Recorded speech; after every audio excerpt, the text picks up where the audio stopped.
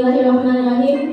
Assalamualaikum warahmatullahi wabarakatuh.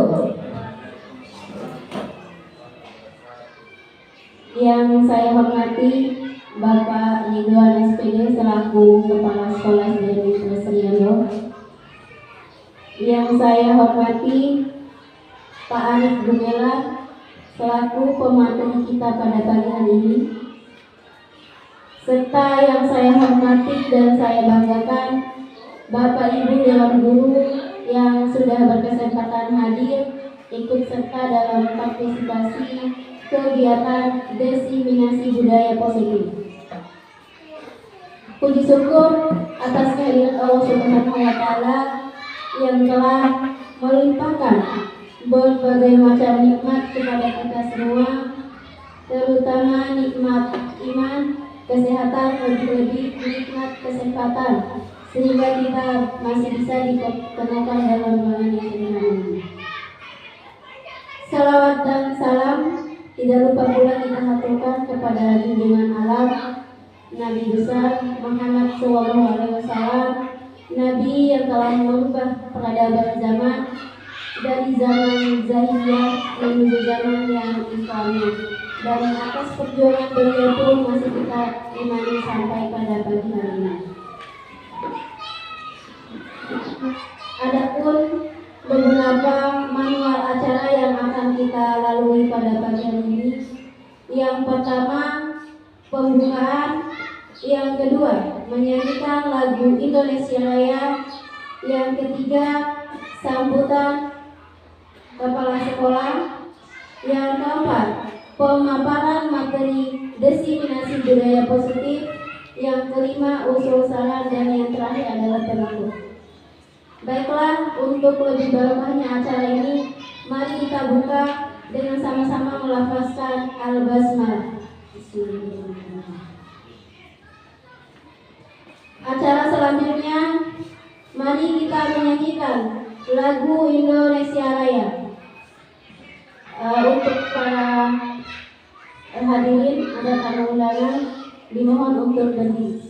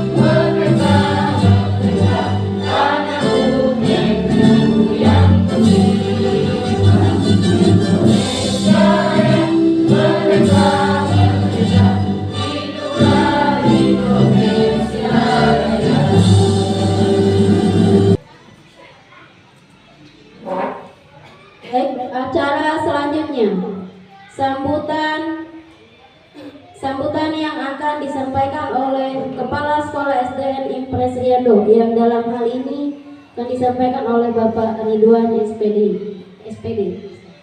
Kepadanya dipersilakan. Bismillahirrahmanirrahim. Assalamualaikum warahmatullahi wabarakatuh.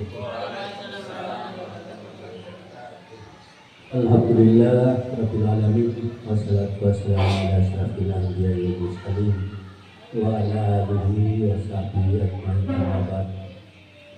Bapak Ibu guru yang saya hormati, Mari kita panjatkan puji syukur kepada Allah Subhanahu wa Ta'ala karena pada pagi hari ini kita masih diberi nikmat sehat. Selawat dan salam mari kita kirimkan kepada baginda Allah, Nabi yang merupakan suri teladan bagi kita, terutama kita yang menganut umat Islam yang bisa menerima risalah yang dibawa oleh beliau. Bapak Ibu Guru yang saya hormati, pada hari ini adalah yang kedua kalinya kita melaksanakan kegiatan destinasi dalam rangka memenuhi persyaratan Bapak Arif Gumelar sebagai calon guru penggerak. Kita juga bersedia merasa bahwa kita punya utusan yang lulus menjadi calon guru penggerak. Mudah-mudahan dengan kegiatan ini dan selanjutnya dan ketekunan beliau ini nanti bisa mengangkat derajat Estiando dalam rangka bersaing dengan sekolah-sekolah di sekitarnya, bahkan jauh di tingkat Kabupaten Bima bahkan provinsi dan nasional. Berikutnya yang menjadi fokus kita pada pertemuan yang kedua ini adalah diseminasi budaya positif. Dengan melihat judul ini, tema ini berarti pada Bapak Ibu Guru yang dibahas nanti adalah berbicara pada budaya positif, perilaku yang positif yang bisa kita tanamkan di sekolah ini. Jadi kegiatan ini akan menambah wawasan kita bersama beliau ini. Nanti akan disampaikan lewat materi beliau sebenarnya apa budaya positif itu yang perlu kita tanamkan kepada siswa-siswi kita di sekolah kita ini, supaya kita sekolah kita ini bisa tercapai sesuai dengan visi dan misi sekolah.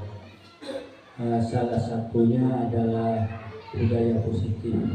Bagaimana Bapak Ibu Guru menanamkan perilaku yang baik, terutama yang menjadi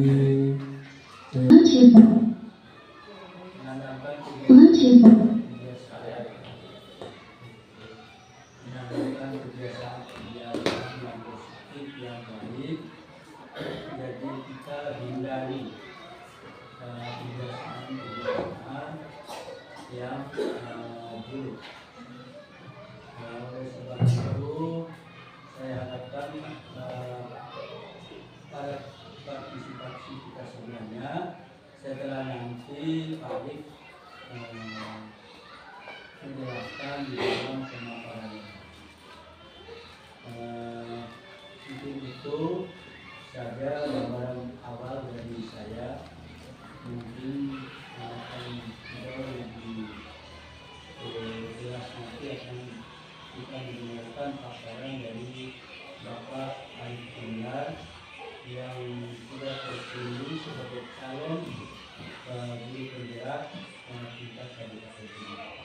Alhamdulillah, mungkin kabupaten Bima itu hanya berapa dari tingkat SD, sebenarnya tingkat SMP dan SMA. Mungkin itu yang bisa saya sampaikan. Saya hari ini mulai berbudaya.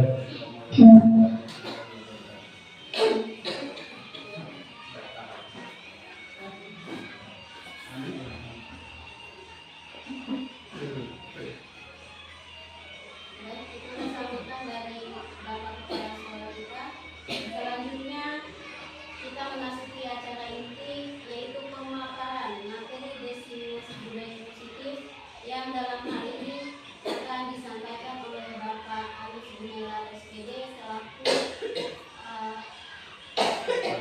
calon guru penggerak. Kepada Bapak Arif, silakan. Bismillahirrahmanirrahim. Assalamualaikum warahmatullahi wabarakatuh. Alhamdulillah, pada pagi yang cerah ini kita masih diberikan kesempatan dan kekuatan untuk hadir di ruangan yang sederhana ini dalam rangka diseminasi budaya positif.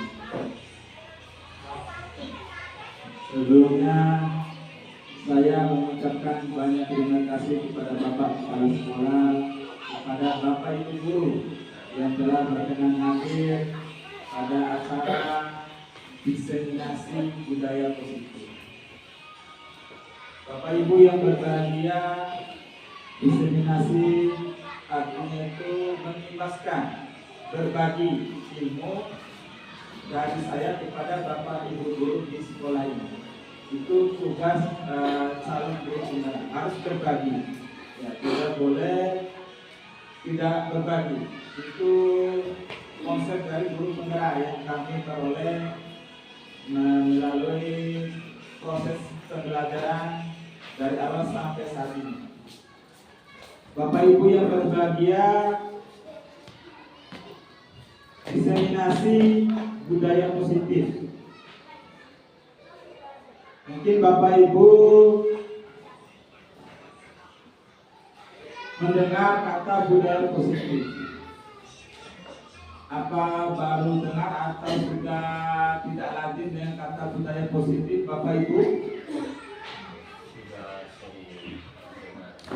Ya, sudah mungkin bisa memberikan komentar tentang budaya positif menurut Bapak Ibu, sepengetahuan Bapak Ibu. Ada yang mau berkomentar? Ya, Kak Bapak.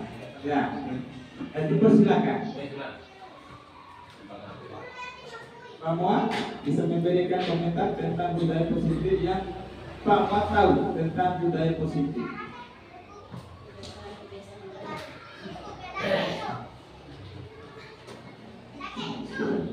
Terima kasih.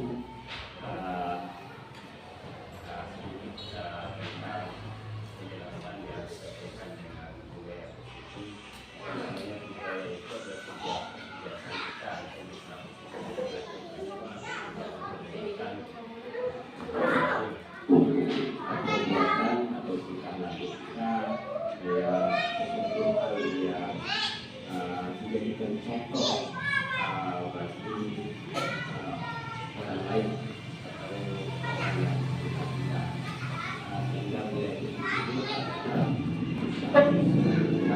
kita menjadi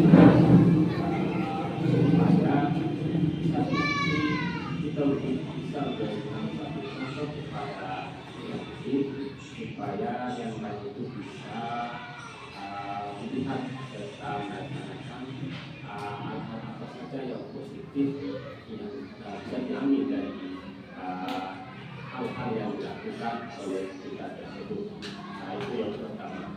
Yang kedua, budaya positif ini juga adalah hal-hal yang sesungguhnya harus dilakukan, karena apa harus kita melakukan itu artinya kita pun tidak bisa dengan seketika untuk mengubah tingkah laku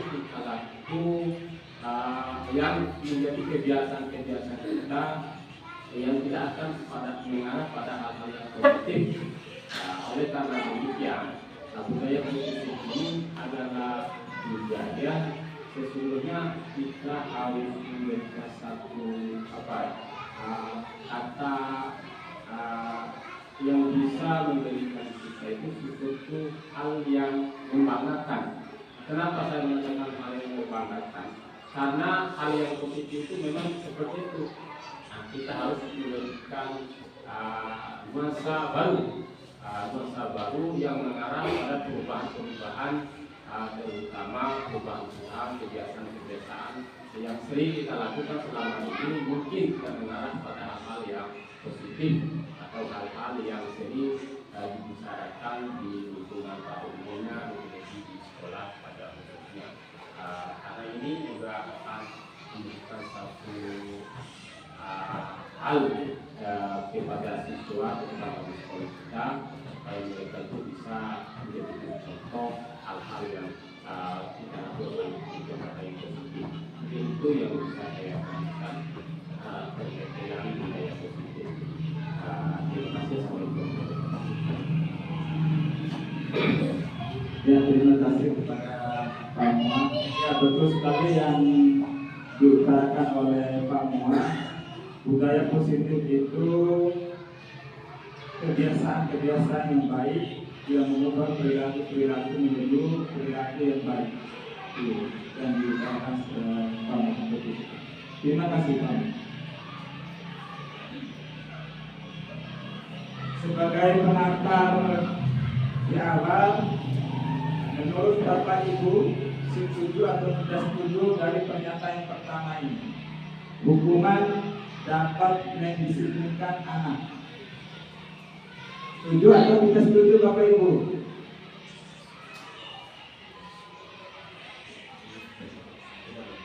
Setuju atau tidak setuju?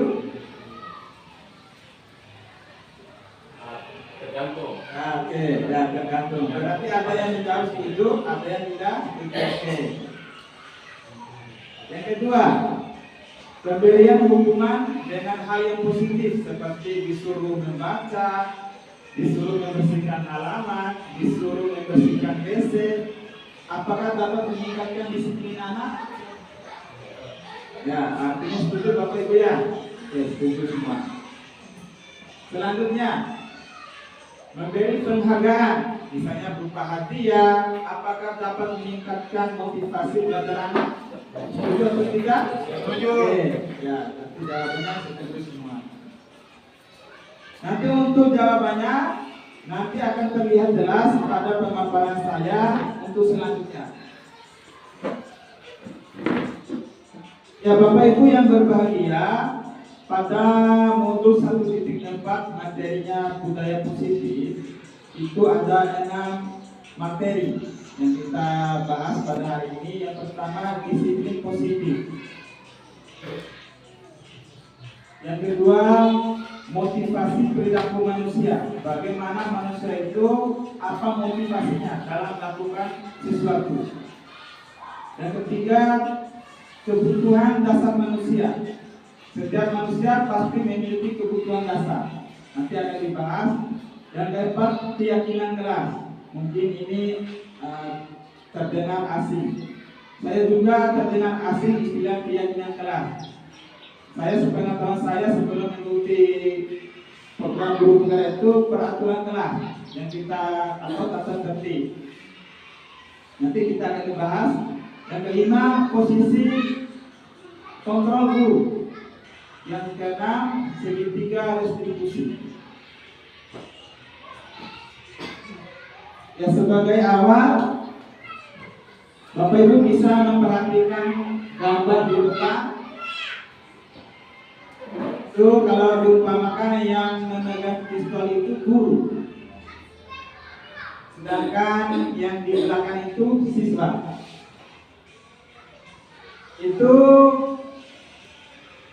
namanya teori stimulus respon. Yang kita ketahui sekarang, kalau kita sebagai guru memerintahkan kepada siswa, pasti siswa ikut. Itu namanya teori stimulus respon.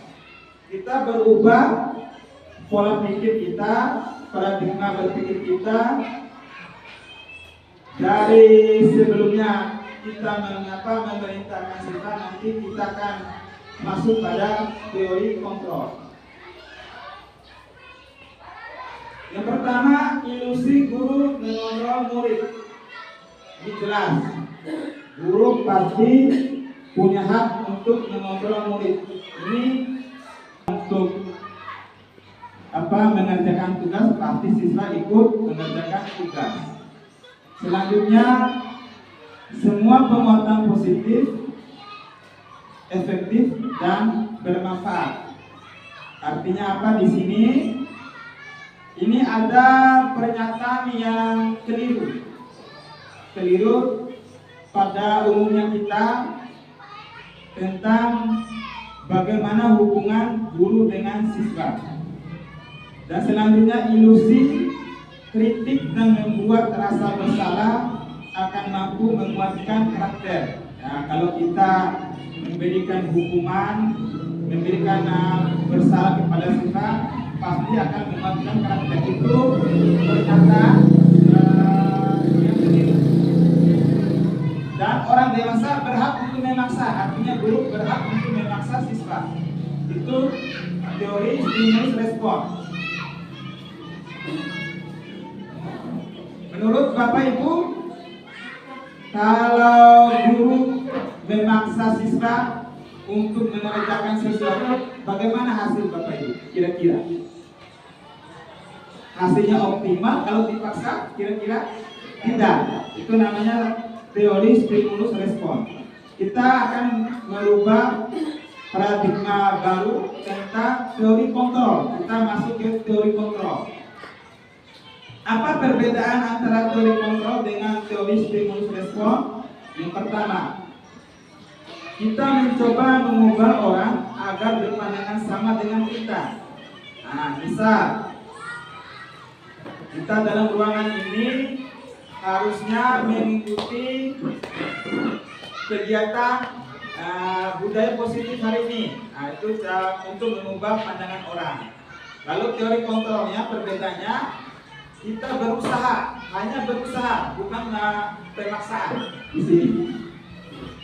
Yang kedua, perilaku buruk dilihat sebagai suatu kesalahan.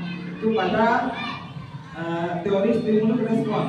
Kalau siswa yang buruk, pasti itu dinyatakan sebagai kesalahan. Siswa yang berperilaku tidak baik, pasti dinyatakan sebagai suatu kesalahan. Tapi teori kontrol, teori pilihan, semua siswa, semua perilaku memiliki tujuan tertentu. Selanjutnya, orang lain bisa mengontrol saya. Pada teori kontrol, hanya Anda yang bisa mengontrol diri Anda. Itu ada perbedaan. Apa maksudnya di sini? Guru dengan siswa tidak bisa dipaksa. Itu teori kontrol. Hanya Bapak Ibu bisa mengontrol dirinya sendiri. Saya ya hanya mengontrol diri saya sendiri. Siswa hanya bisa mengontrol dirinya sendiri. Selanjutnya, saya bisa mengontrol orang lain. Itu pada teori stimulus respon. Sedangkan teori kontrol, Anda tidak bisa mengontrol orang lain. Itu teori yang terbaru, itu dikemukakan oleh William Glasser dalam bukunya Restitusi Disiplin. Selanjutnya, pada stimulus respon, pemaksaan pada saatnya akan gagal. Tuh, pada teori sebelumnya stimulus respon. Dan teori kontrol, kolaborasi artinya kerjasama, konsensus ini kesepakatan bersama akan menciptakan pilihan-pilihan baru. Ya, saya jelaskan di sini. Teori stimulus respon, kita sebagai guru memaksa siswa untuk mengerjakan sesuatu, pastinya hasilnya pasti akan gagal, antara gagal dengan berhasil, kecil kemungkinan. Tetapi kalau kita teori kontrol, kerjasama, kolaborasi itu kerjasama dan kesepakatan bersama antara guru dengan siswa. Artinya guru dengan siswa itu harus bekerja sama melalui kesepakatan bersama antara siswa dengan guru. Lalu hasil, kalau pada teori stimulus respon, pasti ada yang menang, pasti ada yang kalah. Misal, tadi guru disuruh menyuruh siswa untuk mengerjakan sesuatu. pasti kemungkinan ada yang berhasil, ada yang tidak, karena itu paksaan. Sedangkan teori kontrol itu model berpikirnya menang-menang, artinya sama-sama terbaik. Ya, tidak merugikan guru, tidak merugikan siswa. Itu maksudnya teori kontrol, berpikir menang-menang.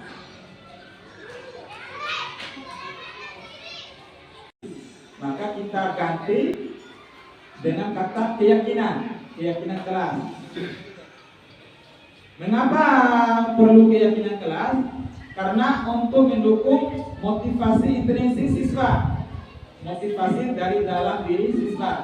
Karena sudah sepakat dengan bapak ibu guru setelah membuat peraturan, misalnya tidak boleh datang terlambat, harus disepakati antara siswa dengan guru. Kalau guru membuat peraturan, menulis membuat peraturan, siswa tidak boleh datang terlambat. Itu yang buat itu guru. Nah, siswa tidak tahu, suatu saat guru pasti memberikan hukuman.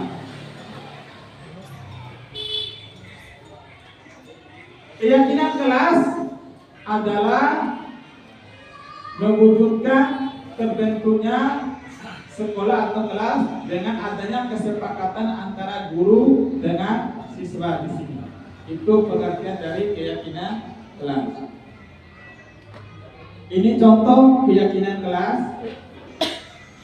Keyakinan kelas ini kata-katanya kata-kata yang positif. Ya, kalau peraturan itu dilarang, itu kata-katanya negatif. Kalau pada keyakinan kelas itu kata-kata yang positif, bisa bekerja sama, itu kata-kata yang positif. Menjaga kebersihan kelas, mengerjakan tugas, itu kata-kata yang positif dalam keyakinan kelas.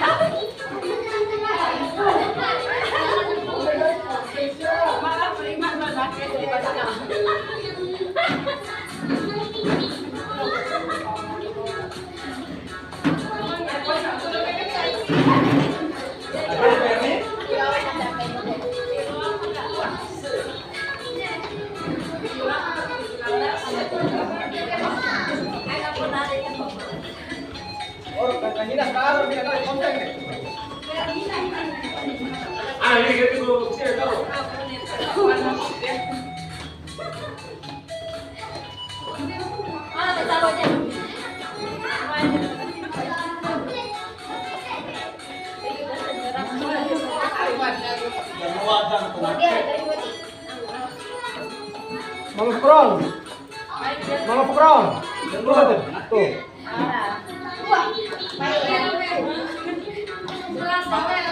Yang paling kesana lagi.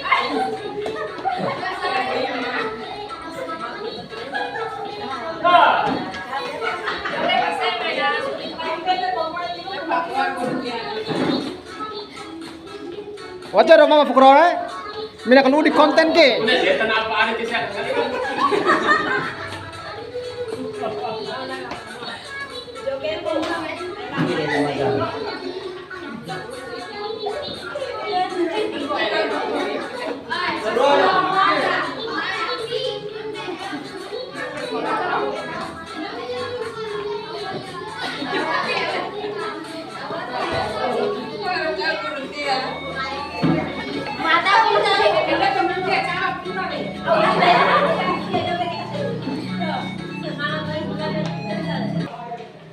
Ya, Bapak Ibu yang berbahagia, selanjutnya posisi kontrol guru atau restitusi. Guru memiliki posisi dalam mengontrol siswa.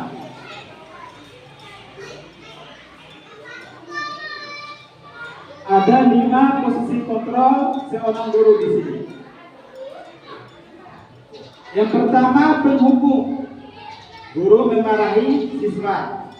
Jelas kita sering mengalami. Ya, termasuk saya juga yang ada di depan. Yang selanjutnya, guru itu kontrol untuk membuat rasa bersalah siswa.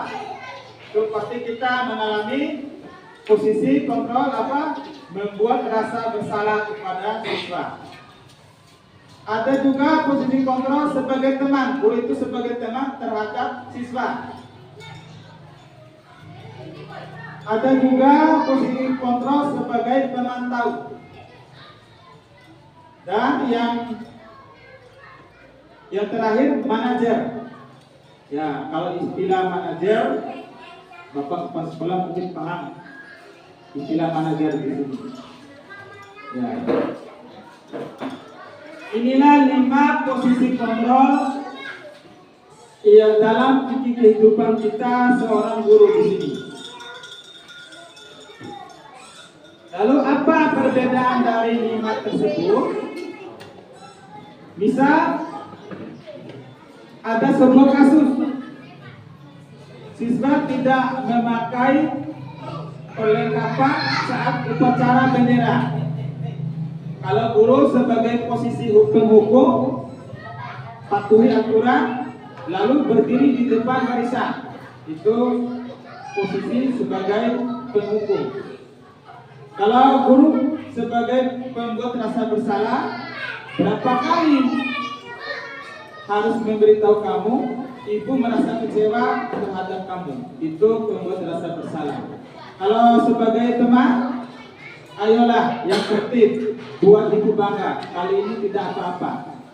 Kalau posisi pemantau, kamu sudah melanggar. Apa peraturan dan konsekuensinya? Dan posisi manajer, apakah kamu tahu kesalahan kamu? Kira-kira bagaimana cara memperbaiki kesalahan ini? Menurut Bapak Ibu,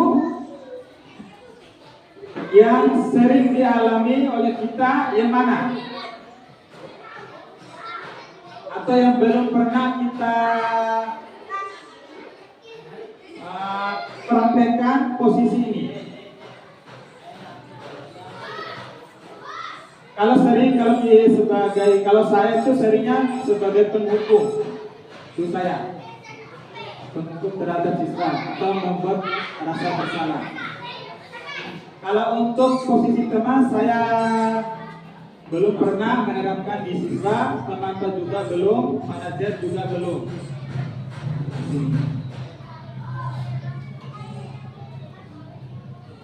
Maka posisi yang terbaik, posisi kontrol yang terbaik dalam modul guru perkara itu posisi manajer yang paling bagus untuk diterapkan di siswa untuk mengontrol siswa, posisi manajer.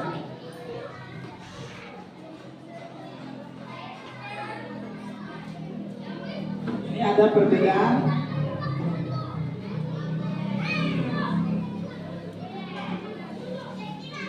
Kalau pada posisi penghukum, guru itu pasti membentak, nafica.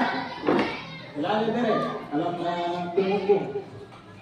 Kalau pembuat rasa bersalah, pasti guru akan berceramah atau mengatakan saya kecewa terhadap kamu. Kalau posisi teman, membuat alasan untuk muridnya, apa alasan kamu nak? Nah, itu posisi sebagai teman. Kalau teman tahu, narik bila kali kesalahan dan mengukur apa aja kesalahan. Sedangkan manajer mengajukan pertanyaan-pertanyaan. Watida bentak sial, watida bicara.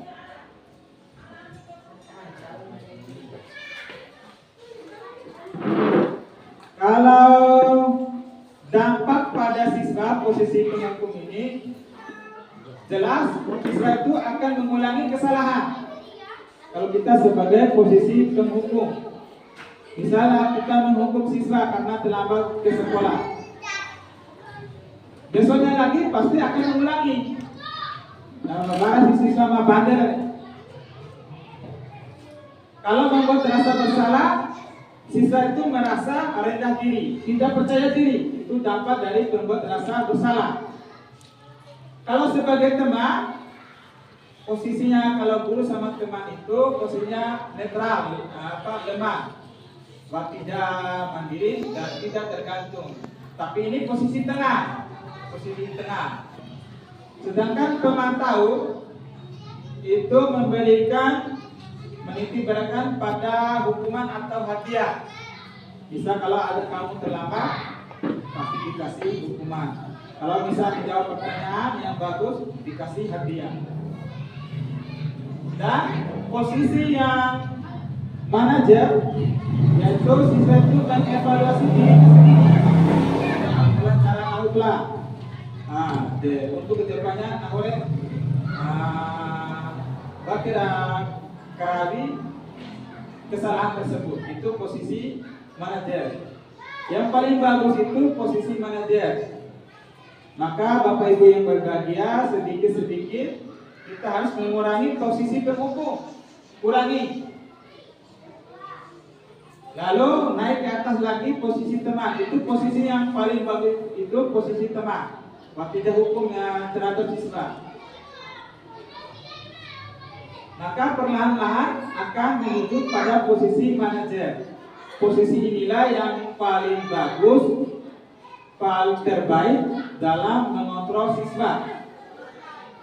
Karena siswa akan timbul dari dorongan dirinya sendiri untuk memperbaiki kesalahan. Maka kita sebagai guru harus menghindari posisi penghukum terhadap siswa. Kalau kita hindari, biar siswa biarin. Besok guru akan hukum berapa cokin waktu SD, pasti akan teringat di otak. Sama pembuat rasa bersalah. Oleh karena itu Bapak Ibu yang bagus itu posisi teman di atas, teman pemantau manajer. Kita perlahan, mata juga mungkin Bapak Ibu melihat mata melihat siswa di luar kelas itu, maka kita perlahan setetoye dikurangi menuju posisi yang paling bagus itu posisi manajer.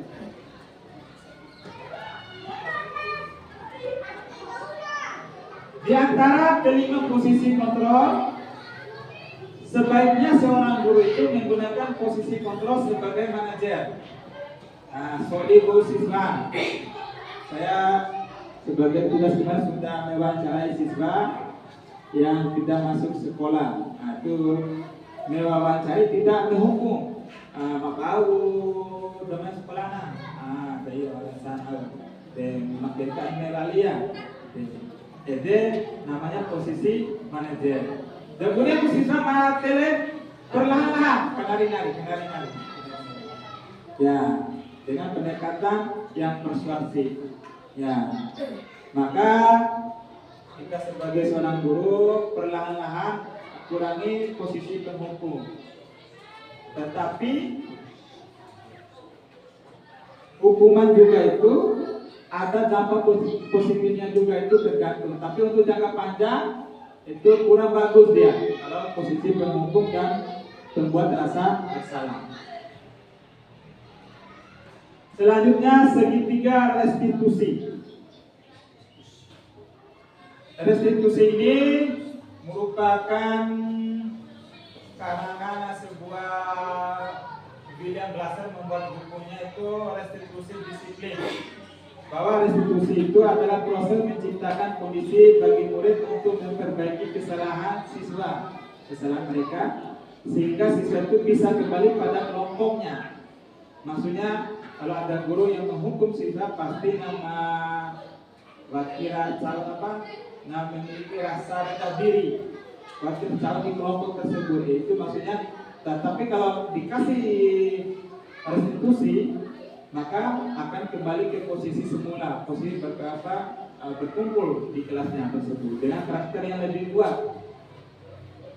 Restitusi ini merupakan proses kerjasama yang mengajarkan siswa untuk mencari solusi untuk masalah siswa tersebut dan membantu siswa untuk berpikir tentang orang seperti apa yang mereka ingin menjadi tujuan mulia dan bagaimana mereka harus memperlakukan orang lain. Itu di bukunya William Blossom tahun 2004. Bapak Ibu yang berbahagia, tahapan dalam segitiga restitusi ini merupakan suatu cara kita dalam menangani permasalahan siswa di sekolah. Ada 3 tahapan. Yang pertama, menstabilkan identitas. Yang di sini. Itu tahapan pertama. Desolim siswa. Berarti ini di kelas, di ruangan itu mana lebih bagus. Panggil di ruangan. Lalu disodira. Setiap manusia pasti melakukan kesalahan. Bapak juga pernah melakukan kesalahan waktu SD. Nah, itu namanya menstabilkan identitas. Bukan hanya kamu saja yang melakukan kesalahan, itu pada tahapan menstabilkan identitas yang pertama. Yang kedua, validasi tindakan yang salah. Disodira. Bapak udah mega ahli araden. Pengadaan bisa baju baik. Nah, itu menanyakan dulu apa penyebab dari ketidakhadiran siswa. Lalu yang tahap ketiga, menanyakan keyakinan. Berdasarkan 5 awal bangsa kalian mau siswa kan wara jangan dilau siswa bahwa harus main sekolah. Nah, dia punya cara ngomongin. Nah, itu salah satu cara menanyakan keyakinan pada siswa. Kamu ingin menjadi orang seperti apa? Nilai apa yang telah disepakati bersama Bapak Ibu guru Bapak dengan kamu, dengan siswa yang kamu langgar. Nah, maka siswa itu akan merasa karena sudah bersepakat antara guru dengan siswa, maka siswa akan merasa bersalah. Maka akan mengakui kesalahan dan akan memperbaiki kesalahan tersebut. Itu pada menanyakan keyakinan. Bapak Ibu yang berbahagia, apakah semua permasalahan harus diselesaikan dengan segitiga restitusi? Tidak. Kalau masalah yang paling sulit itu tidak bisa diselesaikan dengan segitiga restitusi. Misal, kalau ada siswa yang pingsan, itu nggak bisa langsung dibawa ke puskesmas, itu nggak bisa tanya seperti tahapan segitiga restitusi. Artinya di sini ada permasalahan siswa yang bisa diatasi. Kita dialog dengan siswa tanpa menghukum. Ya, Bapak Ibu yang berbahagia, dapat ditarik kesimpulan dari hasil pemaparan dari pertama sampai terakhir di sini, bahwa perubahan paradigma itu kita harus menjunjung tinggi teori kontrol, teori pilihan dari buku karangan William Glasser tentang disiplin positif, bahwa semua perilaku manusia memiliki tujuan. Ada tujuan tertentu manusia itu melakukan sesuatu. Yang pertama, untuk menghindari hukuman, jelas. Yang kedua, mendapatkan imbalan. Imbalan itu berupa hadiah atau penghargaan. Yang ketiga, untuk menghargai diri sendiri. Itulah motivasi yang untuk menghargai diri sendiri ini yang paling bagus, yang terbaik, karena akan menciptakan nilai-nilai kebajikan seperti tadi, rasa hormat terhadap guru, berempati dan lain sebagainya. Maka akan timbul namanya keyakinan kelas antara siswa dengan guru. Bapak Ibu yang berbahagia, pada posisi kontrol guru yang nomor 1 dan kedua ini akan motivasinya untuk menghindari hukuman. Jelas, kita memberi hukuman terhadap siswa atau membuat rasa bersalah, motivasinya jelas, tujuannya itu menghindari hukuman.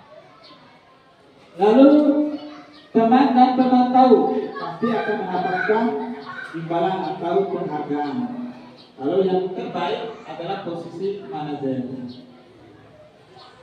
Posisi manajer ini dapat kita lakukan dengan menggunakan segitiga diskusi, dengan melakukan dialog terhadap siswa yang melakukan kesalahan tanpa adanya hukuman. Ya Bapak Ibu yang berbahagia, ataupun tindak lanjut dari kegiatan diseminasi ini, bahwa akan dibuatkan keyakinan kelas di tiap kelas. Kalau kelas rendah mungkin susah karena belum bisa sepakat antara siswa dengan guru. Mungkin pada kelas tinggi. Ya, saya mengharapkan Bapak Ibu wali kelas nanti saat pada menyiapkan kertas, menyiapkan alat dan bahan, nanti dibuatkan keyakinan kelas. Nah, Bapak Ibu wali kelas nanti sepakat apa ada membuat kesepakatan dengan siswa, nanti akan ditempel di depan kelas, maka siswa akan mengetahui keyakinan kelas yang mana nanti untuk diterapkan, Bapak Ibu. Ya, ini akan ditindaklanjut nanti. Maka menyiapkan kertas dan perlengkapan, Bapak Ibu wali kelas hanya membuat kesepakatan dengan siswa. Ya, Bapak Ibu yang berbahagia, mungkin demikian pemaparan dari Mada. Nanti kalau ada yang ingin bertanya akan pada sesi usul dan saran. Terima kasih kepada Bapak Ibu guru yang telah menyimak dari awal sampai akhir. Wassalamualaikum warahmatullahi wabarakatuh.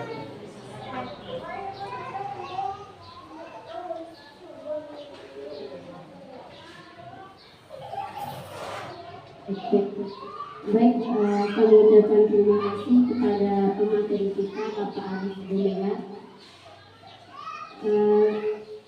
Dalam penyampaian materi ini cukup tertinggi sekali, yaitu terkait diseminasi budaya positif tadi.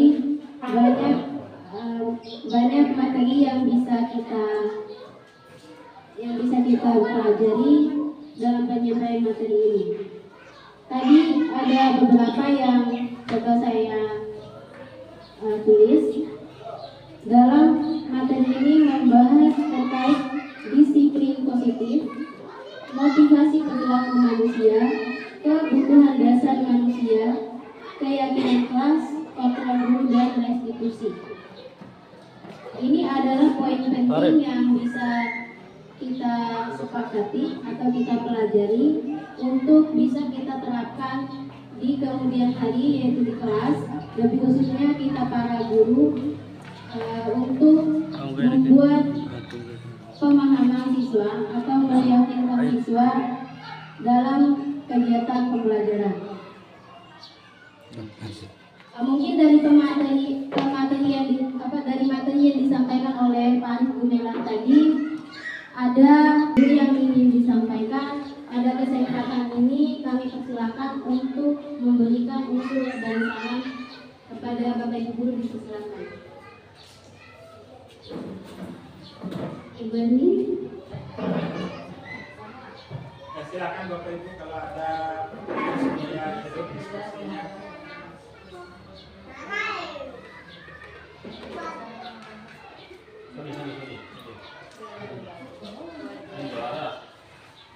Ibu Fitri, ada yang ditanyakan?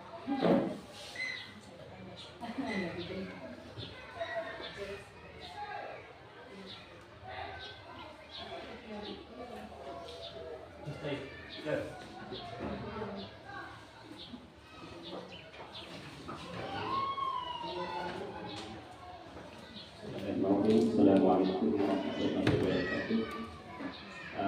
Terima kasih kesempatan yang diberikan oleh saya.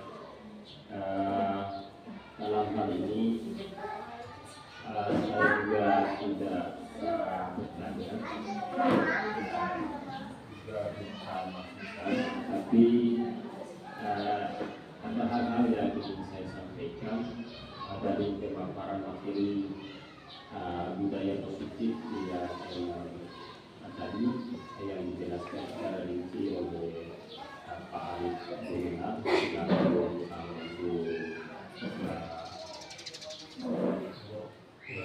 Guru Penggerak ya, Guru Penggerak Arif Gumelar adalah pimpinan. Dari keenam materi budaya positif tadi sudah dijelaskan dan juga sudah didengarkan dan dilihat dengan rinci pemaparannya. Pertama tentang disiplin positif. Kita tidak selalu diarahkan kepada hal-hal yang menghukum siswa, karena sesuatu hal yang menghukum siswa itu akan mengurangi kadar-kadar tertentu seperti apa yang disampaikan oleh Pak Arif tadi. Mungkin aktivitas belajarnya, terus keinginan belajarnya berkurang dan sebagainya. Tetapi di sini saya juga tidak mengatakan tidak terima bahwa hukuman itu kalau kita analisa bahasa, memang hukuman itu kalau dalam jangka pendek itu begitu akan meragukan siswa untuk bangkit karena akan menurunkan aktivitas siswa. Saya tidak mengatakan bahwa saya tidak terima. Maka kita ganti dengan kata keyakinan kelas. Mengapa perlu keyakinan kelas? Karena untuk mendukung motivasi intrinsik siswa, motivasi dari dalam diri siswa. Karena sudah sepakat dengan Bapak Ibu guru setelah membuat peraturan, misalnya tidak boleh datang terlambat, harus disepakati antara siswa dengan guru. Kalau guru membuat peraturan, menulis membuat peraturan, siswa tidak boleh datang terlambat. Itu yang buat itu guru. Nah, siswa tidak tahu, suatu saat guru pasti memberikan hukuman.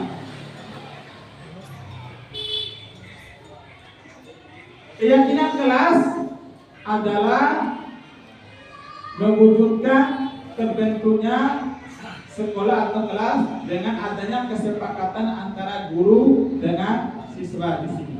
Itu pengertian dari keyakinan kelas. Ini contoh keyakinan kelas. Keyakinan kelas ini kata-katanya kata-kata yang positif. Ya, kalau peraturan itu dilarang, itu kata-katanya negatif. Kalau pada keyakinan kelas itu kata-kata yang positif, misal bekerja sama, itu kata-kata yang positif. Menjaga kebersihan kelas, mengerjakan tugas, itu kata-kata yang positif dalam keyakinan kelas. Ya, Bapak Ibu, untuk mengurangi rasa bosan, kita sedikit dulu. Oke.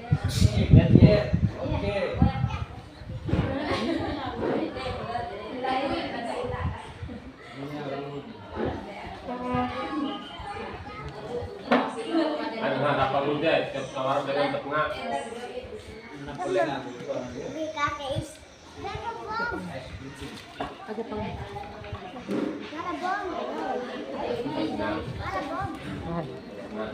Ya, Bapak Ibu bisa untuk berdiri. Oke.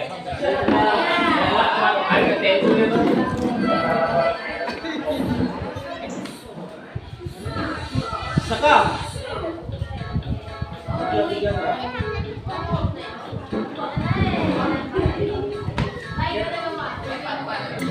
Bebe.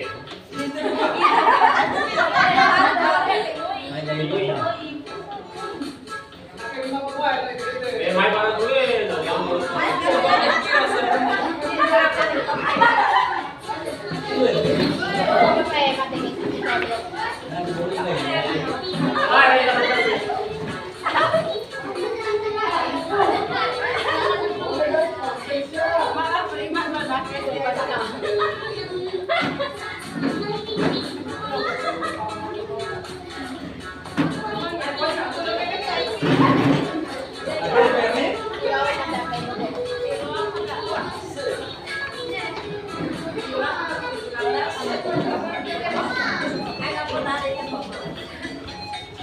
hina sekarang mina kali konten.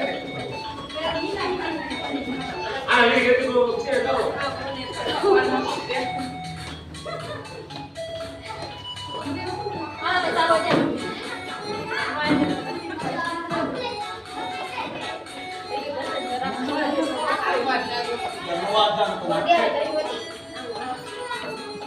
Malu scroll. Malu scroll. Tuh.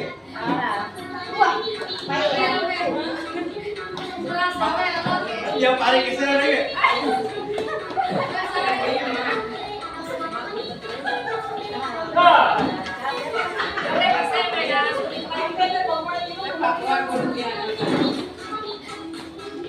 Wajar dong mama Fukron mina kalau di konten ke. Udah dia tenang apa ada kisah.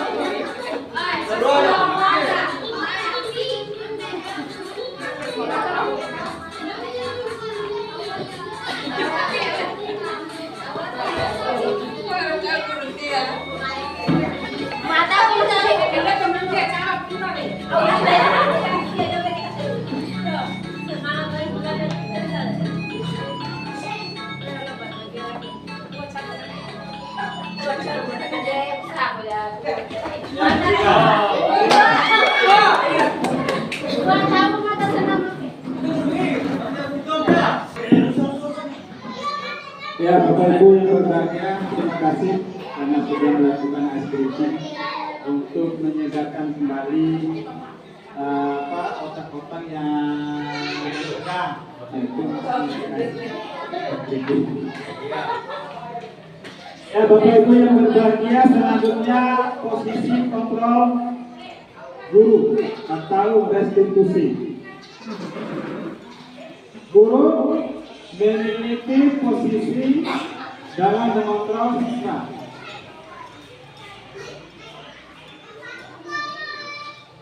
Ada 5 posisi kontrol seorang guru di sini. Yang pertama, penghukum.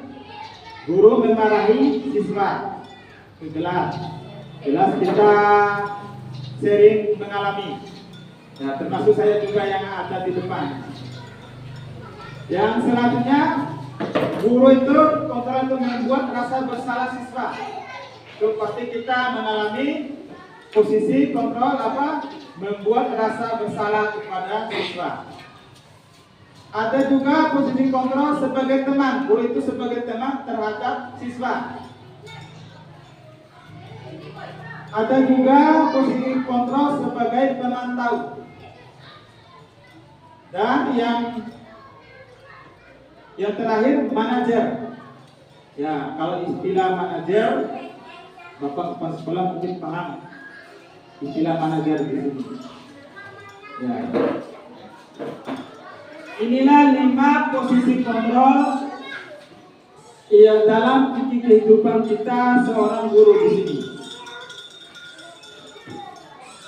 Lalu apa perbedaan dari 5 tersebut?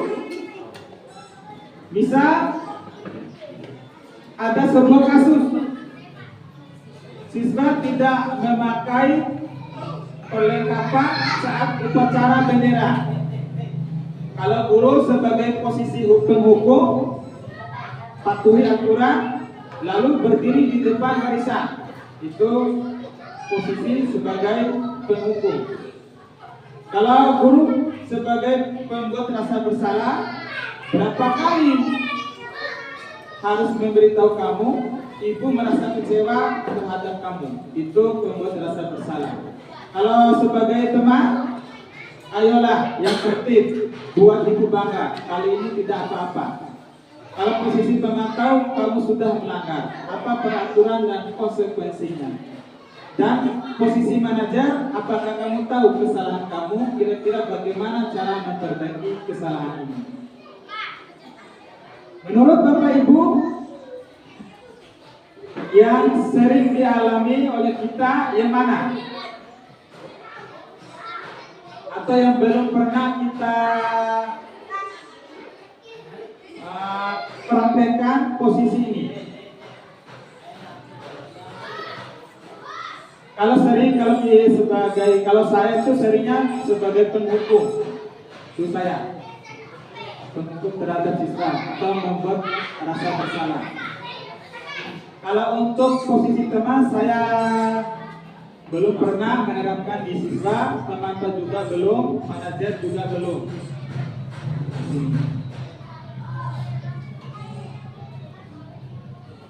Maka posisi yang terbaik, posisi kontrol yang terbaik dalam modul guru perkara itu posisi manajer yang paling bagus untuk diterapkan di siswa untuk mengontrol siswa, posisi manajer.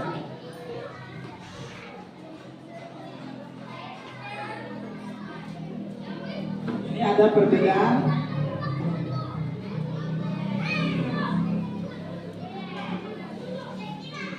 Kalau pada posisi penghukum, guru itu pasti membentak, nafica, kalau penghukum. Kalau pembuat rasa bersalah, pasti guru akan berceramah atau mengatakan saya kecewa terhadap kamu. Kalau posisi tengah, membuat alasan untuk muridnya, apa alasan kamu nak? Nah, itu posisi sebagai teman. Kalau teman tahu, narik bila kali kesalahan dan mengukur apa aja kesalahan. Sedangkan manajer mengajukan pertanyaan-pertanyaan. Tidak bentak sial, tidak bicara.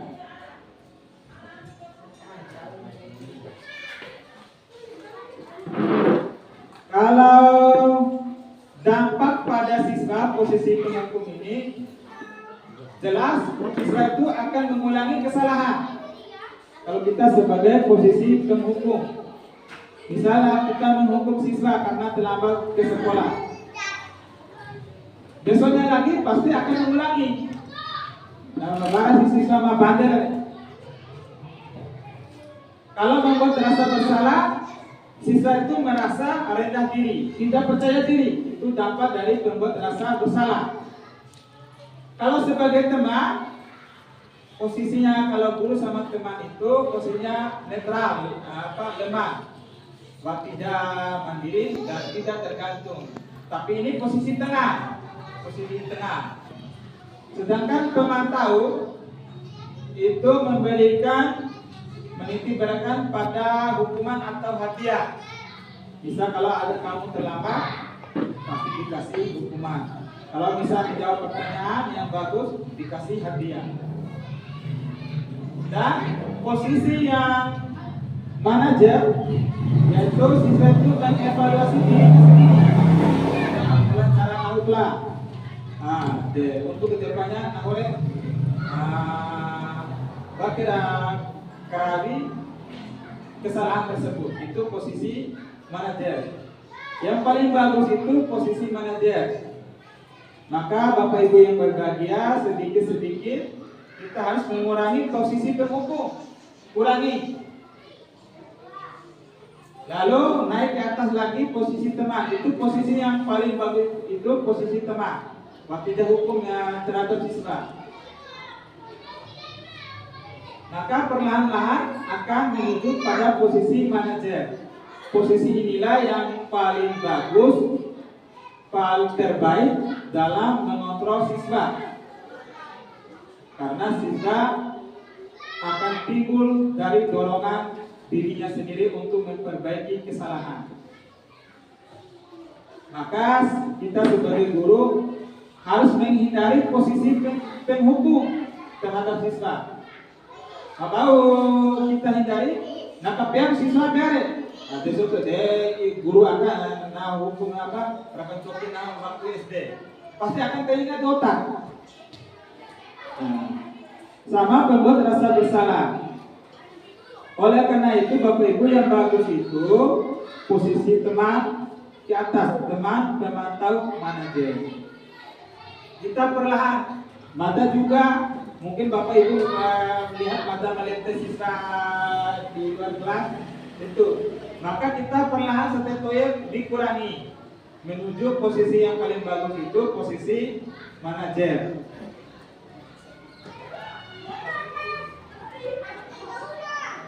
Di antara kelima posisi kontrol, sebaiknya seorang guru itu menggunakan posisi kontrol sebagai manajer. Nah, Ibu siswa, saya sebagai tugas kemarin sudah mewawancarai siswa yang tidak masuk sekolah. Nah, itu mewawancarai tidak menghukum. Mabau domain sekolah dari alasan memakai melalia. Jadi namanya posisi manajer. Dan kemudian siswa materi perlahan-lahan kenari-nari. Ya, dengan pendekatan yang persuasif. Ya, maka kita sebagai seorang guru perlahan-lahan kurangi posisi penghukum. Tetapi hukuman juga itu ada dampak positifnya juga, itu tergantung. Tapi untuk jangka panjang itu kurang bagus dia kalau posisi penghukum dan membuat rasa bersalah.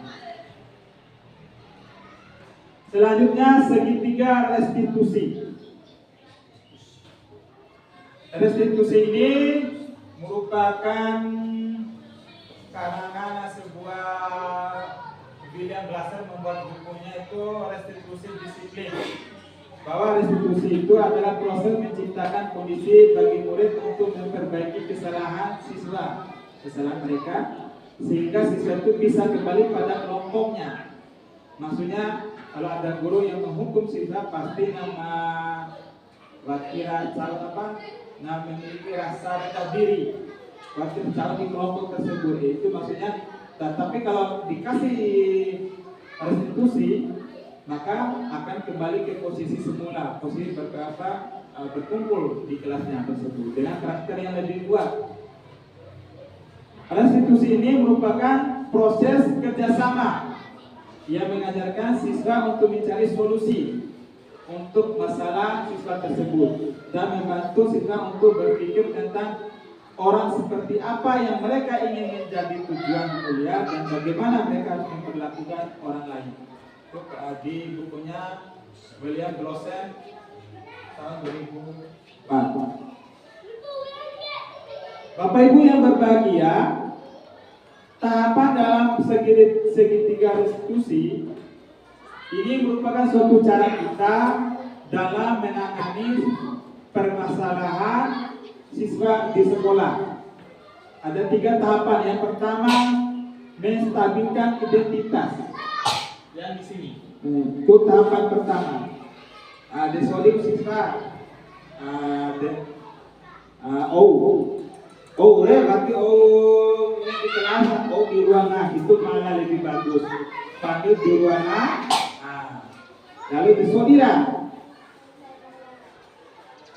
Setiap manusia pasti melakukan kesalahan. Bapak juga pernah melakukan kesalahan waktu SD. Nah, itu namanya menstabilkan identitas. Bukan hanya kamu saja yang melakukan kesalahan. Itu pada tahapan menstabilkan identitas yang pertama. Yang kedua, validasi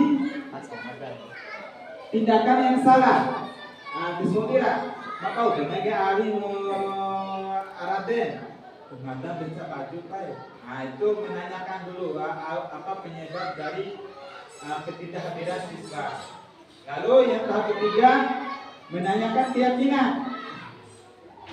Berdasarkan 5 awal bakal kalian sisware penwara janji lau sisware bahwa harus main sekolah.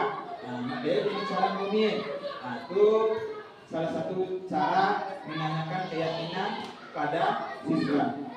Kamu ingin menjadi orang seperti apa? Nilai apa yang telah disepakati bersama Bapak Ibu Guru Bapak dengan kamu, dengan siswa yang kamu langgar? Nah, maka siswa itu akan merasa karena sudah bersepakat antara guru dengan siswa, maka siswa akan merasa bersalah. Maka akan mengakui kesalahan dan akan memperbaiki kesalahan tersebut. Itu pada menanyakan keyakinan. Bapak Ibu yang berbahagia, apakah semua permasalahan harus diselesaikan dengan segitiga restitusi? Tidak. Kalau masalah yang paling sulit itu tidak bisa diselesaikan dengan segitiga restitusi. Misal, Kalau ada siswa yang pingsan, itu nggak bisa langsung dibawa ke puskesmas, itu nggak bisa tanya seperti tahapan segitiga dan seperti itu. Artinya di sini ada permasalahan siswa yang bisa diatasi. Kita dialog dengan siswa tanpa menghukum. Ya, Bapak Ibu yang berbahagia, dapat ditarik kesimpulan dari hasil pemaparan dari pertama sampai terakhir di sini, bahwa perubahan paradigma itu kita harus menjunjung tinggi teori kontrol, teori pilihan dari buku karangan William Glasser tentang disiplin positif, bahwa semua perilaku manusia memiliki tujuan, ada tujuan tertentu manusia itu melakukan sesuatu. Yang pertama, untuk menghindari hukuman, jelas. Yang kedua, mendapatkan imbalan. Imbalan itu berupa hadiah atau penghargaan. Yang ketiga, untuk menghargai diri sendiri. Itulah motivasi yang untuk menghargai diri sendiri ini yang paling bagus, yang terbaik, karena akan menciptakan nilai-nilai kebajikan seperti tadi, rasa hormat terhadap guru, berempati dan lain sebagainya. Maka akan timbul namanya keyakinan kelas antara siswa dengan guru.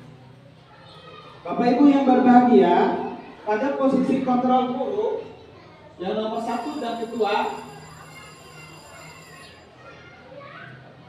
ini akan motivasinya untuk menghindari hukuman. Jelas, kita memberi hukuman terhadap siswa atau membuat rasa bersalah, motivasinya jelas, nah tujuannya itu menghindari hukuman. Lalu teman dan pemantau pasti akan mendapatkan imbalan atau penghargaan. Lalu yang terbaik adalah posisi manajer. Posisi manajer ini dapat kita lakukan dengan menggunakan segitiga diskusi, dengan melakukan dialog terhadap siswa yang melakukan kesalahan tanpa adanya hukuman. Ya, Bapak Ibu yang berbahagia, adapun tindak lanjut dari kegiatan diseminasi ini, bahwa akan dibuatkan keyakinan kelas di tiap kelas. Kalau kelas rendah mungkin susah karena belum bisa sepakat antara siswa dengan guru. Mungkin pada kelas tinggi. Ya, saya mengharapkan Bapak Ibu wali kelas nanti saat ada menyiapkan kertas, menyiapkan alat dan bahan, nanti dibuatkan keyakinan kelas. Nah, Bapak Ibu wali kelas nanti sepakat apa ada membuat kesepakatan dengan siswa, nanti akan ditempel di depan kelas, maka siswa akan mengetahui keyakinan kelas yang mana nanti untuk diterapkan, Bapak Ibu. Ya, ini akan ditindaklanjut nanti. Maka menyiapkan kertas dan perlengkapan, Bapak Ibu wali kelas hanya membuat kesepakatan dengan siswa. Ya, Bapak Ibu yang berbahagia, mungkin demikian pemaparan dari Mada. Nanti kalau ada yang ingin bertanya akan pada sesi usul dan saran. Terima kasih kepada Bapak Ibu guru yang telah menyimak dari awal sampai akhir. Wassalamualaikum warahmatullahi wabarakatuh.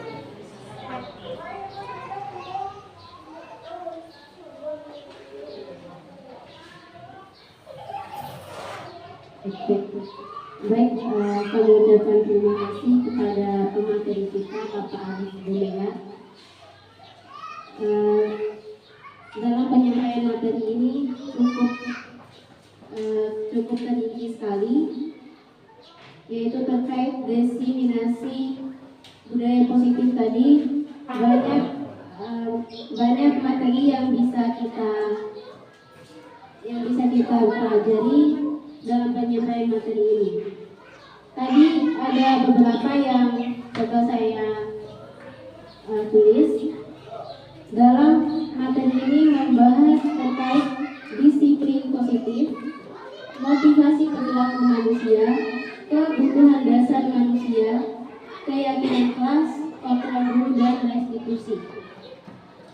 Ini adalah poin penting yang bisa kita sepakati atau kita pelajari untuk bisa kita terapkan di kemudian hari, yaitu di kelas, lebih khususnya kita para guru untuk membuat pemahaman siswa atau meyakinkan siswa dalam kegiatan pembelajaran. Mungkin dari materi yang disampaikan oleh Pak Arif Gumelar tadi, ada yang ingin disampaikan. Pada kesempatan ini kami persilakan untuk memberikan usul dan saran kepada Bapak Ibu guru, dipersilakan. Ibu ini. Silakan Bapak Ibu kalau ada pertanyaan yang duduk diskusinya.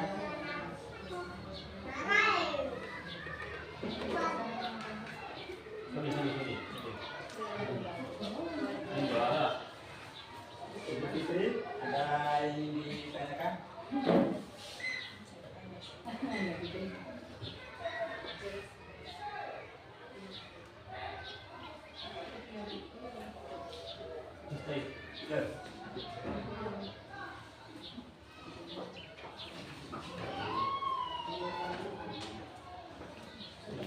Assalamualaikum warahmatullahi wabarakatuh. Terima kasih kesempatan yang diberikan oleh saya. Dalam hal ini saya juga tidak bertanya, juga bukan masukan, tapi ada hal-hal yang ingin saya sampaikan dari pemaparan materi budaya positif yang tadi yang dijelaskan secara rinci oleh Pak Arif Gumelar selaku guru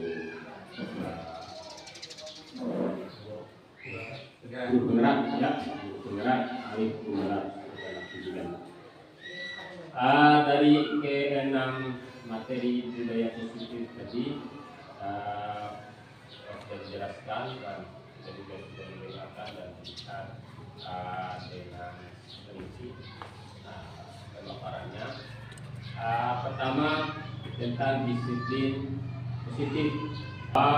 Kita tidak selalu diarahkan kepada hal-hal yang menghukum siswa, karena sesuatu hal yang menghukum siswa itu akan mengurangi kadar-kadar tertentu seperti apa yang disampaikan oleh Pak Arif tadi. Mungkin aktivitas belajarnya,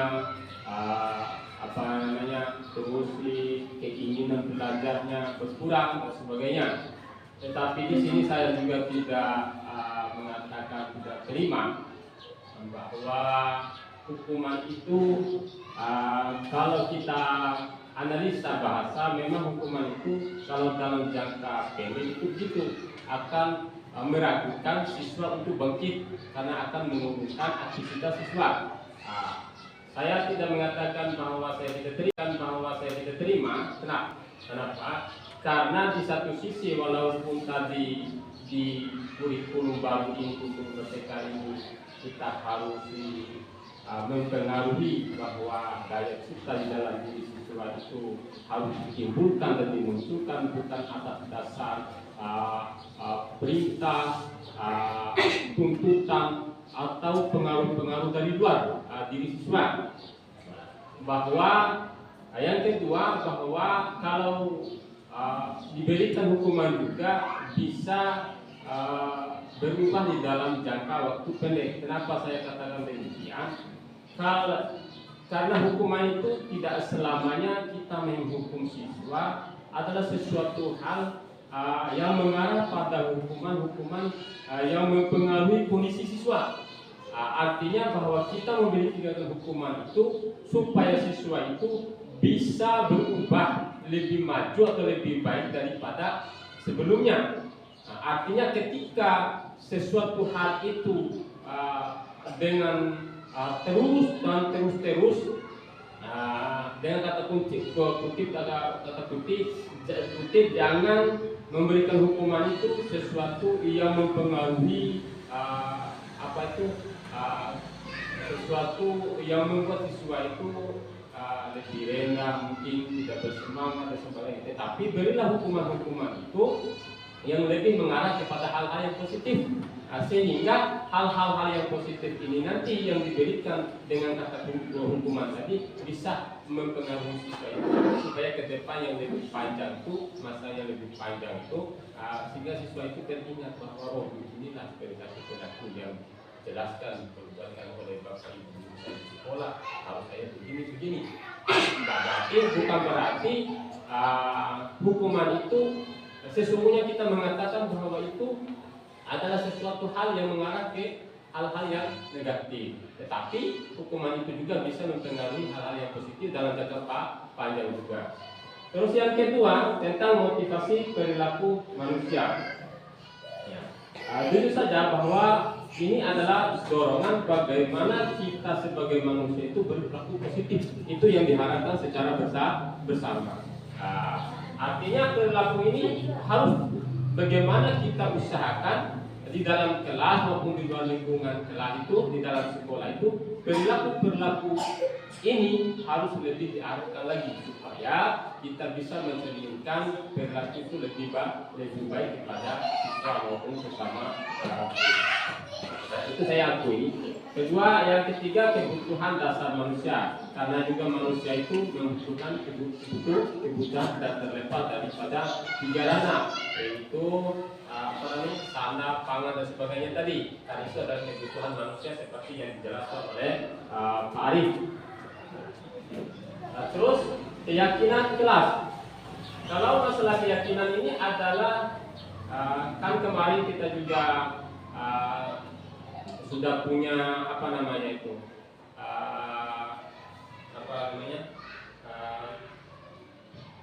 yang dibaca oleh siswa itu.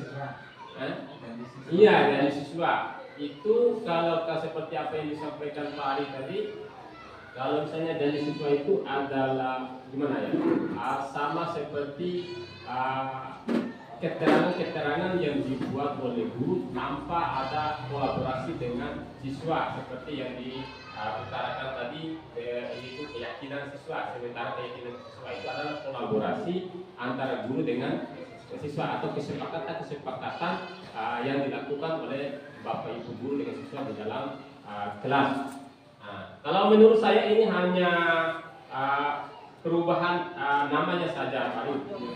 Jadi saja masalah juga seperti janji siswa juga itu, ya janji siswa itu sebenarnya bukan juga kita yang bikin, karena memang itu karena walaupun kita beli dan sebagainya, memang itu mungkin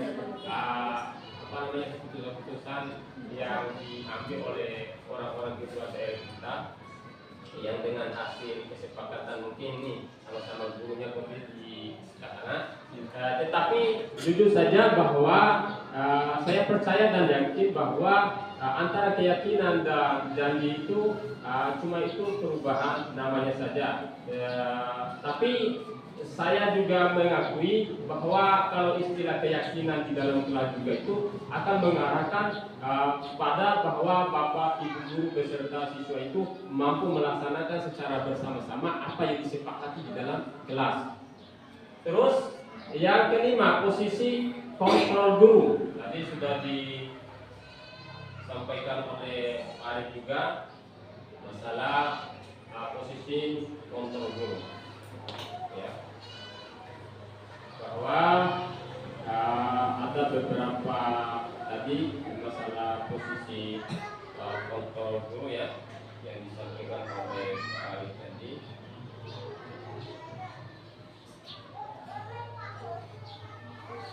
Ya, ini yang pertama adalah penghukum, kedua membuat rasa bersalah, yang ketiga memantau dan manajer. Memang kalau kita mau berubah itu lebih maju, lebih ke hal-hal yang positif, merubah pertama kalau tadi ada sebagian kita lebih-lebih ke siswa itu karena mereka adalah tolak ukur bangsa dan negara itu bisa maju karena berada pada tangan semua siswa. Artinya begini, bahwa kita berharapan bahwa semua siswa itu bisa mampu menjadikan diri sendiri itu memberikan satu motivasi yang tanpa ditutup dengan tanpa ditekan atau masukan dari orang lain. Artinya bahwa semua permasalahan itu bisa dikerjakan dengan dasar digerakkan dengan di dalam dirinya tanpa dari luar. Itu yang terakhir informasi 3 restitusi itu jalan terbaik yang harus kita tempuh. Bagaimana kita sebagai seorang guru yang jadi contoh teladan bagi siswa itu bisa mengantarkan siswa itu bisa lebih maju berubah ke hal-hal yang positif. Kita lebih memberikan hal yang positif itu lebih banyak kepada siswa itu supaya siswa ke depannya itu di masa yang panjang nanti bisa mengaruhi dalam diri itu hal-hal yang lebih baik lagi. Mungkin itu saja penjelasan dari saya. Ini bukan masukan dan sebagainya itu pertanyaan, tapi hanya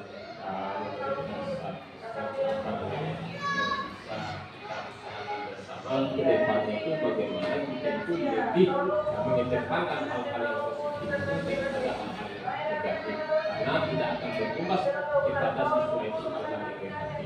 Ya itu saja mungkin dari saya. Semua ikut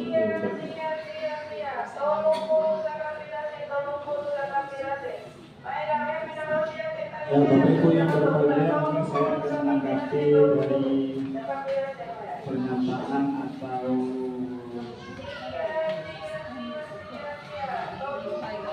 semangat hati Pak Muhammad. Yang pertama banyak sekali nih Pak Muhammad, sampai 1 sampai 6. Ya. Ya, yang pertama mengenai disiplin positif.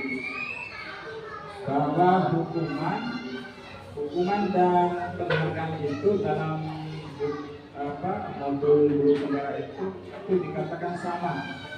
Hukuman dan penghargaan itu dikatakan sama. Bahwa Pak Muhammad itu mengatakan hukuman itu sebenarnya tidak setuju ya kalau hukuman itu jangka pendek ya, tidak juga berpengaruh pada jangka panjang ya. Tapi dalam modul itu kita diusahakan menghindari posisi kontrol, menghukum dan membuat rasa bersalah. Tapi yang diusahakan itu posisi kontrol sebagai teman, pemantau dan mengajari. Walaupun hukuman itu diberikan kepada siswa hal-hal yang positif, itu memang itu baik, tetapi dalam teorinya modul guru negara itu diusahakan untuk menghindari, untuk mengurangi. Karena untuk jangka panjangnya itu untuk motivasi intelektual siswa itu yang harus dicapai oleh siswa untuk bisa menumbuhkan budaya positif siswa. Mengenai janji siswa, apa sama dengan keyakinan kelas? Kalau janji siswa itu ya memang itu dibuat bukan atas itu hanya bagian dari perkara pembayar. Kalau keyakinan kelas itu berawal dari kelas. Keyakinan kelas itu harus disepakati di kelas tersebut. Misalnya kelas 7A, misalnya kelas 6. Ya kelas 6 antara guru dengan siswa itu membuat kesepakatan bersama, peraturan-peraturan bersama. Maka akan melahirkan keyakinan kelas. Mengenai janji siswa ya itu secara umum untuk janji siswa itu nanti mengarah pada profil pelajar Pancasila sebenarnya. Itu secara umum, tapi lebih rinci lagi pada keyakinan kelas, karena siswa yang melakukan kesepakatan dengan guru beserta siswa. Posisi kontrol guru sebagai pengukur, pembuat rasa bersalah, teman, memantau, dan manajer. Ya, kita semua mata juga masih sebagai posisi penghukum, maka kita usahakan hindari sedikit demi sedikit untuk mengarah pada posisi yang diharapkan di modul guru penggerak itu, posisi teman, pemantau, dan manajer. Posisi yang terbaik itu posisi manajer. Restitusi merupakan jalan terbaik bagi seorang guru untuk menyelesaikan masalah siswa. Ya, mungkin itu tanggapan dari Pak Moa. Bapak Ibu ada lagi yang mau berkomentar atau bertanya, dipersilakan.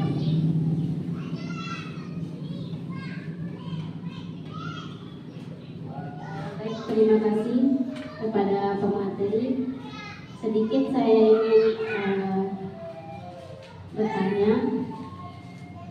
Di sini kan kita membahas terkait budaya positif.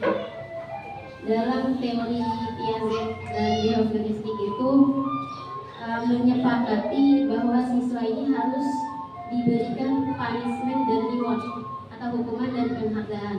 Sedangkan pada materi ini sangat membantah adanya hukuman dan penghargaan kepada siswa.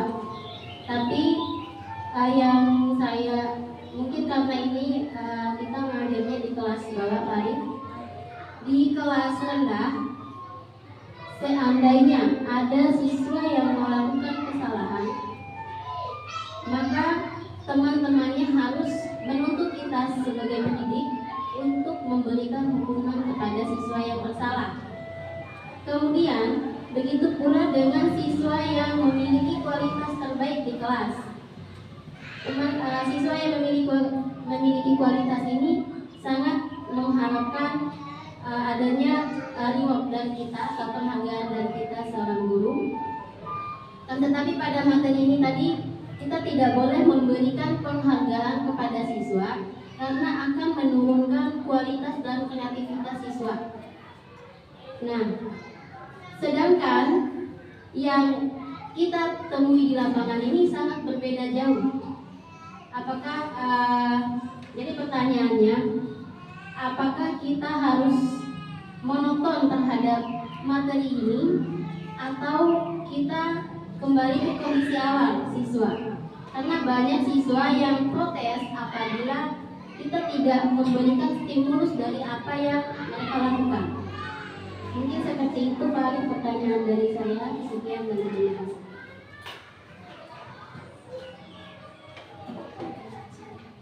Ya, Bapak Ibu yang berbahagia, ada pertanyaan dari Ibu Sulastri bahwa teori Piaget, teori teoretik itu menekankan harus adanya punishment, hukuman, dan reward. Sedangkan pada modul guru penggerak itu dikutip dari bukunya William Glasser itu bahwa hukuman dan penghargaan itu dikurangi, bukan dimatikan. Ya. Apakah punishment dan reward ini dalam modul guru penggerak itu dikurangi hukuman dan hadiah atau penghargaan?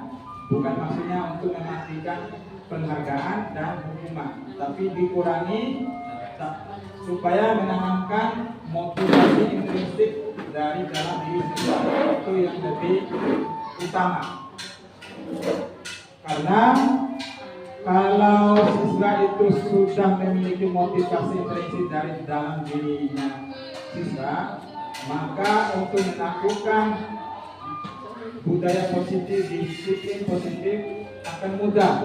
Itu makanya bukan artinya punishment dan reward ini dilarang, tidak.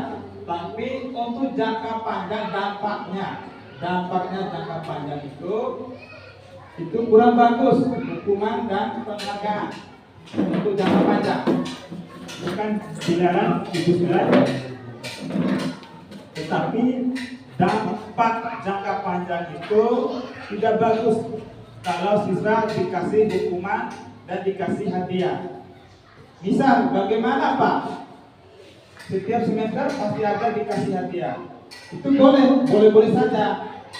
Ya. Yang cuma bila yang dihindari itu bisa dalam kelas itu hari ini ada siswa yang bisa menjawab pertanyaan dikasih hadiah buku. Besoknya lagi dikasih hadiah buku. Artinya motivasi siswa itu akan berkurang. Waktu tahun tertrauma, hanya ingin mendapatkan buku. Artinya adanya paksaan dari orang lain untuk belajar. Bukan artinya hukuman dan penghargaan itu dilarang, tetapi dikurangi untuk tujuan motivasi intelektual siswa itu supaya siswa itu waktu kau bagul, waktu kau berjumpa nak lalu penting itu tujuan pokoknya dari hukuman dan penghargaan itu dikurangi. Nah, begitu. Selanjutnya mengenai bahwa penghargaan akan menurunkan kualitas. Kalau untuk jangka panjang, iya. Sama seperti tadi yang saya utarakan, bahwa hukuman dan penghargaan itu dalam jangka panjangnya itu tidak bagus untuk menanamkan rasa belajar siswa. Karena siswa itu pasti pengennya hadiah dan hukuman. Nah, tahu kalau dikasih hukuman oleh guru, oleh orang tua akan takut. Maka modul guru penggerak ini timbul dari dalam di seorang siswa tanpa ada paksaan dari guru atau bapak ibu guru. Itu tujuan pokoknya nanti, tujuan terpokoknya. Bagaimana dengan kebiasaan? Secara perlahan-lahan kita membentuk pribadi siswa itu secara perlahan-lahan. Ya, mungkin itu Bu Sula.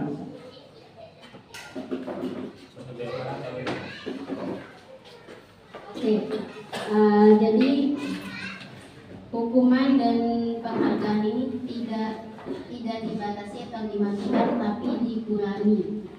Nah, tapi Pak Arif, untuk penghargaan ini tidak serta-merta harus bentuknya hadiah.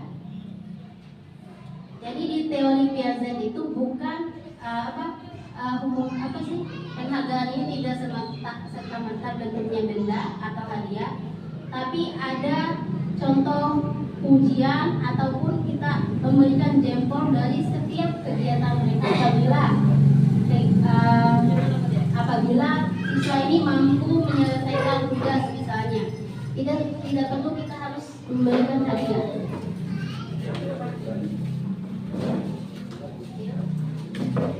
Contohnya saja di kelas 2 tahun lalu, saya coba mempraktekkan penghargaan tersebut, bukan dalam bentuk benda.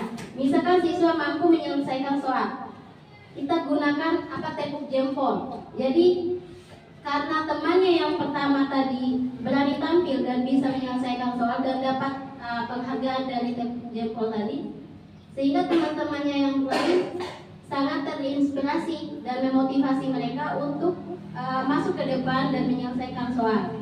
Jadi menurut saya penghargaan itu tidak harus hadiah.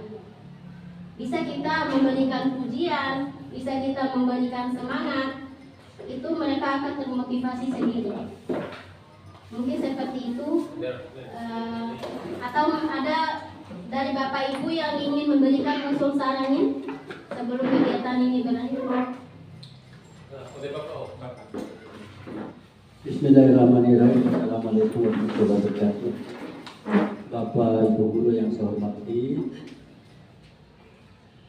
kegiatan guru penggerak ini adalah bagian daripada bagaimana memberikan penerangan terhadap kurikulum merdeka. Jadi bukan hanya sekedar kegiatan yang biasa, tetapi ini kegiatan yang memang mengacu pada kelanjutan masa depan siswa dan guru-guru untuk selanjutnya. Oleh sebab itu saya harapkan setelah saya pelajari dua diseminasi yang sudah berlangsung ini adalah kegiatan yang memang memberikan informasi yang tepat untuk Bapak Ibu guru untuk selanjutnya berdiri di kelas menjadi seorang guru yang bisa melakukan tindak lanjut apa yang disampaikan di dalam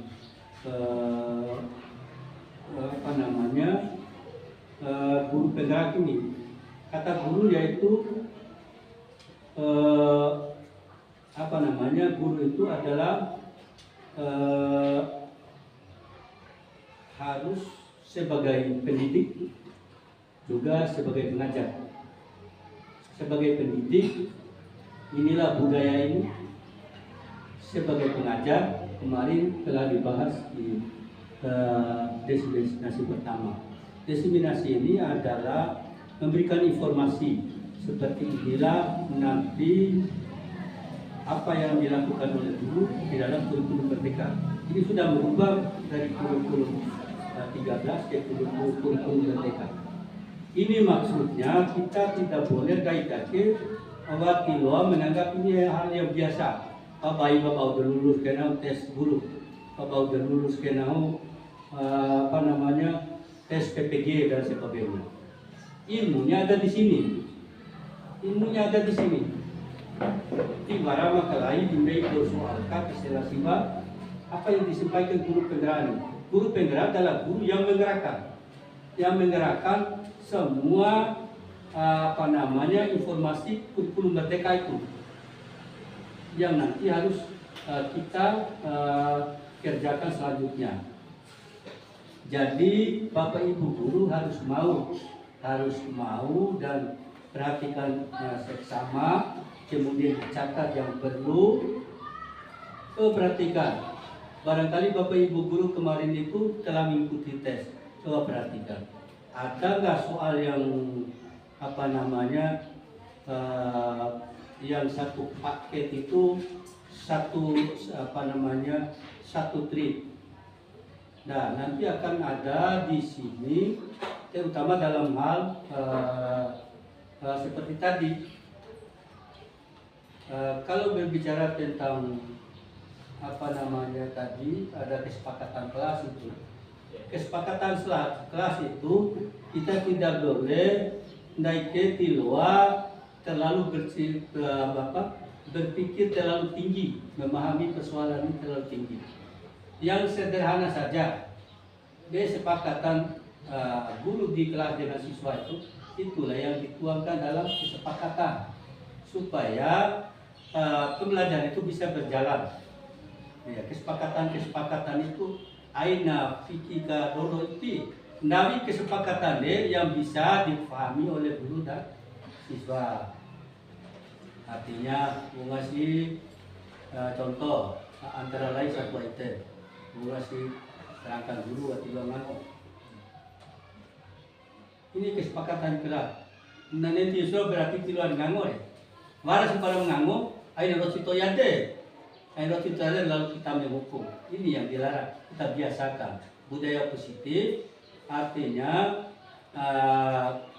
kita mengulangi akan bersakian dari mati nganggo mesterangkan atau dari sedikit umpamanya nganggo semondo kemudian luateno ngawati cepet berkisah seperti itu. Kesepakatan kelas itu antara lain seperti tadi mati nganggo mesterangkan guru. Ngasih guru lah kami di latihan di papan mati lo dengalah Umpamanya seperti itu kesepakatan itu akan beda dengan janji siswa. Janji siswa itu kadang-kadang sampai saya kurang paham bagaimana menjabarkan janji siswa itu karena itemnya terlalu banyak ya. Tapi umpamanya kita disuruh harus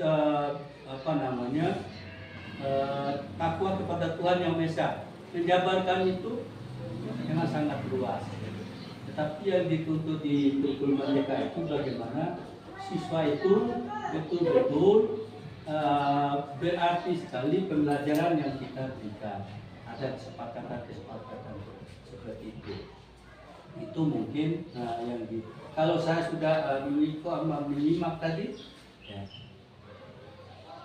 Artinya Bapak Ibu guru ini seperti yang saya himbau kemarin itu pada destinasi pertama, coba belajar di sini supaya nanti Bapak Ibu guru itu baru lulus kenapa orang lain yang masuk. Nah, hanya mengandalkan naik ke kalau tidak kembali dan sebagainya. Naik harus mau belajar, mau berubah, harus bersabar, harus ikhlas, mendengarkan. Kali ini sudah tertata. Yang namanya sudah penelitian, ini seperti ini. Yang namanya sudah penelitian, orang sudah meneliti secara tuntas berdasarkan pengalaman pembelajaran dari periode ke periode, dari bahkan dari abad ke abad. Jadi saya harapkan kepada Bapak Ibu guru kita harus mau mengubah perilaku kita, harus mau belajar. Artinya seperti harus aktif, seperti saya lihat Pak Yamin tadi begitu aktif, ya. Karena kita mau membuka sayap, mau mendengarkan, mau berubah. Umpamanya Bapak Ibu guru yang menjadi PPG, ini kita inilah nanti. Karena ini sudah diawali oleh guru penggerak kurikulum Merdeka itu, ada guru penggerak yang menggerakkan semua guru itu dengan ilmu yang sudah tertata. Nah itu.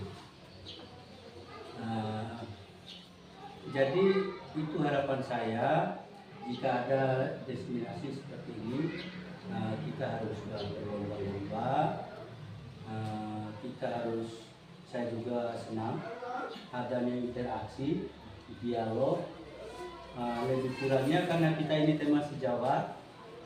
Pak Arif juga adalah orang baru di guru penggerak, status calon.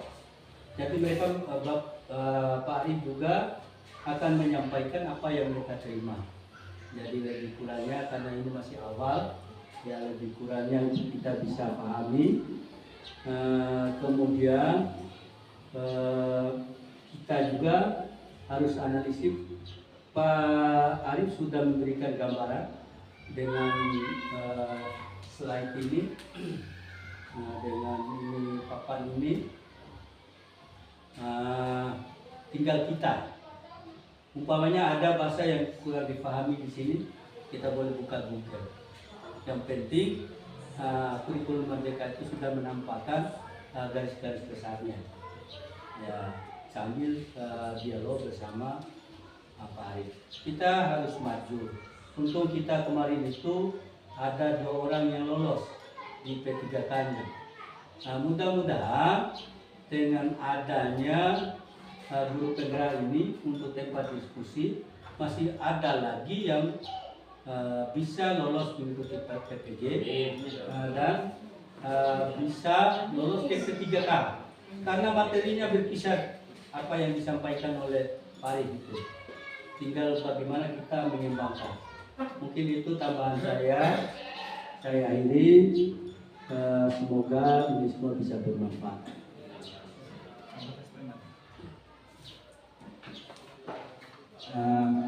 Terima kasih kepada Bapak Kepala Sekolah. Terima kasih kepada Bapak Kepala Sekolah yang telah menambahkan penguatan dari program guru penggerak. Ya, benar sekali bahwa program guru penggerak ini sejalan dengan kurikulum Merdeka. Bisa. Maka oleh karena itu ya kita sama-sama belajar di sini. Saya juga saling berbagi apa yang didapatkan dari grup penggerak. Nanti saya akan berbagi kepada Bapak Ibu guru. Dan saya juga nanti mungkin kalau ada waktu akan berbagi tips trik dalam menghadapi ujian P3K 2024. Oleh karena itu ya kita karena program guru penggerak itu harus berbagi. Kalau mata tuanere berarti berbagi, maka kalau sudah masuk guru penggerak itu harus muraraka harus berbagi. Oleh karena itu mungkin suatu waktu nanti saya akan berbagi tentang trik menghadapi ujian P3K. Mungkin itu sama dari saya.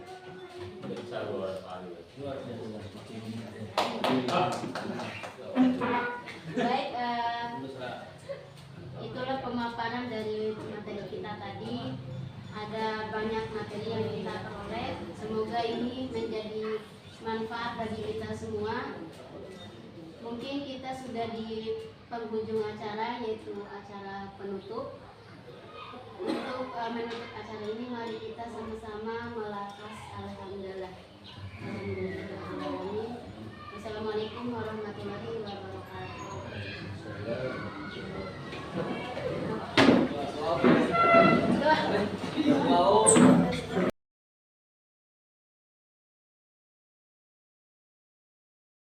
Bapak ingin tanya satu persatu. Kesepakatannya maunya seperti apa? Ya, mulai dari Susilawati. Bisa. Pengennya tidak boleh bertengkar di sekolah. Nah, itu kesepakatan. Lalana. Ini aus. Lah, apabila dia batin jauh pancau. Belum ini aus. 2, 3, 1, 5. Iya, sama.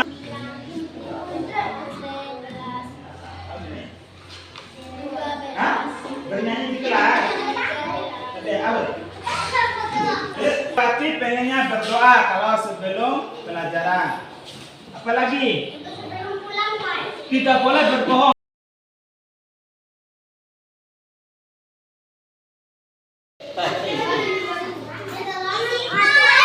Bebas. Ya, oke sudah. Ya, oke sudah. Sorry. Oke, sorry. Yo, tantangan. Ya, terkompe. Ya, oke bagus. Sorry, ayo. Mawati. Ayo, tangan.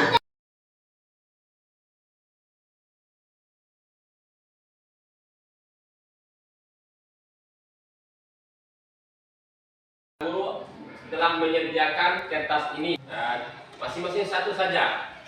Kira-kira apa saja ada kesempatan atau keinginan masing-masing untuk kegiatan di dalam kelas, ya.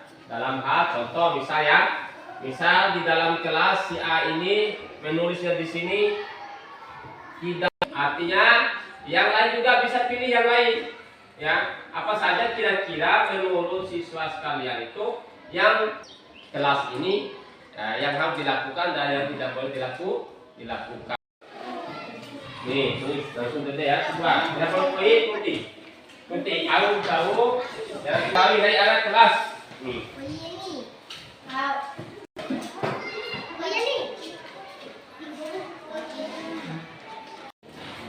Peta saja ya.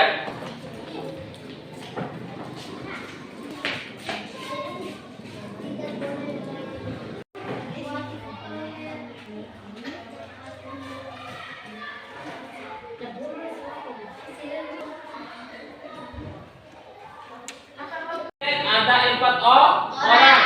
Ya, berarti 4 orang mengatakan bahwa di dalam kelas itu tidak boleh menyontek. Yang kedua tidak boleh mencuri, ada 2, ya, 2 orang.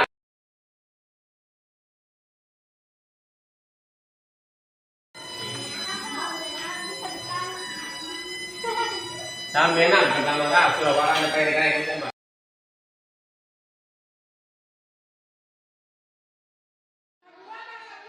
Sebuah, Mbak, sebuah.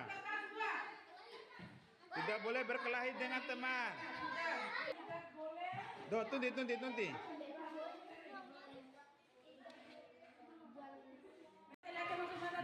Itu biar barat kertas naik na. Dah, no.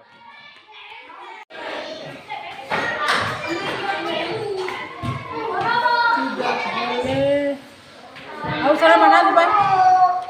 Tidak boleh ngomong sendiri.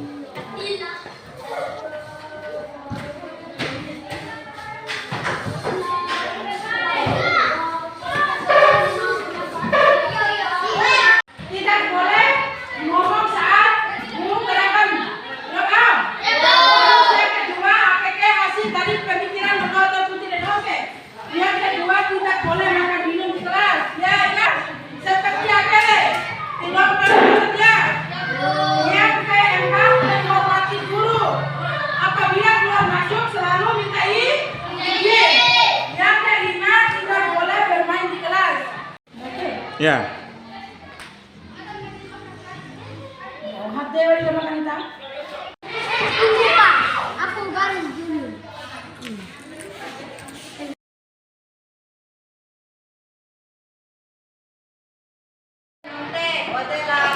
Misalnya, kalau ibu mau contohnya, kalau ya